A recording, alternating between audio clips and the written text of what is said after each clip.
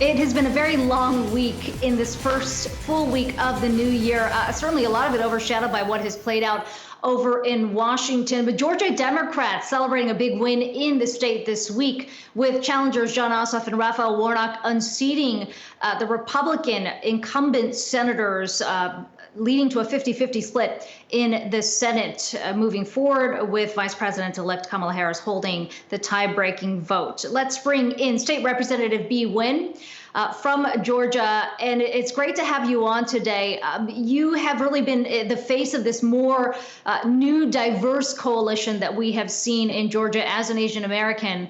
I wonder what you make of the turnout and the changing electorate in this state. How much of that was instrumental in the wins that you saw on Tuesday? Both the wins with President Biden and the 2 U.S. Senate seats are a result of coalition building, and the groundwork has been laid for many years leading up into this election. I always have to give credit to my predecessor, Stacey Abrams, because she is the first statewide candidate in Georgia who really understood that we had to build a broad-based coalition in order to win here in the state of Georgia. And that means bringing Black voters to the table, along with allied voters, including AAPI, Latino voters, young voters, progressive white voters. And that is how we win in the South. And she deserved all the credit for that. Yeah, there's so many storylines here, too, to address. I mean, you could talk about that, the upsized vote in terms of the Black and Latino vote, as you're discussing there, energizing and mobilizing voters in the state of Georgia, but also, and again, not to take anything away from what Democrats built there in the state, but it also played out at a time where we saw the president attacking the election integrity in the state of Georgia, almost unprecedented in the way that he was kind of undermining the efforts there from citizens who count these votes. Talk to me about what that was like as a state representative to see that scene play out, and how large of an effect you think it had on these runoffs as well. Well, let me say this first. In the state of Georgia, we have always been battling voter suppressive policies that disproportionately impact Black and brown voters. And some of those policies have been solved through litigation, because that is our only tool in a state that has been held by Republicans, both the House, the Senate, and every single statewide officer. And so we know that in Georgia, we have to work twice as hard to reach our voters and overcome the efforts to, keep our voters from being able to vote easily and safely, especially during a pandemic. So it was not necessarily a surprise to see Republicans undermine the result of the elections, particularly because they started this messaging around absentee ballot and the potential fraud that goes along with absentee ballot early in the year during 2020 legislative session with no substantiated evidence. They've continued to push forward these lies, misinformation, and quite frankly, many of my colleagues don't understand election laws. They haven't participated on the ground. This does have an effect on voters. One, Democratic voters who turn out for the presidential election, who are, watching people try to overturn this election and throw away the votes of millions of Georgians, they are going to show up again in in December.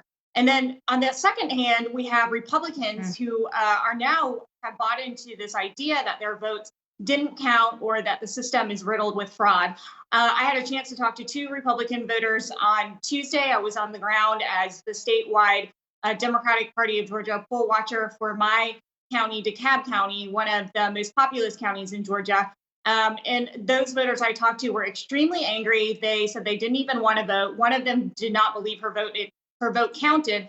And I simply pulled up the Secretary of State system. She voted early, and I showed her that her vote counted. And that is when she felt satisfied and left that polling precinct. But they are doing a disservice to all Georgians, including their own constituents. And to that point, you did sort of take matters into your own hands by rebutting some of these allegations, at least in your district. We've been talking a lot about the changing face of Georgia that we have seen in this election. But I'm wondering, as an Asian American representative, there was a lot of talk, or every 4 years, there's a lot of talk about the voter base among Blacks as well as Hispanics, not as much talk on Asian Americans. And do you think that shifting in a state like Georgia, you have seen significant growth in the Asian American community. How do you think you use this opportunity to elevate the message of the community further? Well, we're the fastest growing minority population in the state of Georgia, and we have an extremely diverse county, Gwinnett County, which was instrumental in helping us flip one of the only congressional House seats for Carolyn Bordeaux in the 7th Congressional District. If AAPI voters had not turned out, we would not have flipped that seat. And when Stacey Abrams ran in 2018, we saw that Asian Americans in Georgia voted for her at a 78%. 78% of us cast our ballots for her because she recognized that we were an important part of this coalition. We did not have to ask her to come to the table. She saw us, she heard us. And so as we start seeing Asian Americans who traditionally have not had strong party affiliations, when we are reaching out to them in language and recognizing that there might be language barriers and there might be cultural barriers, but there are shared values, which is we fundamentally want to see the same things that most Americans do, which is if you are sick, you shouldn't have to die and you should not have to go bankrupt from your medical bills.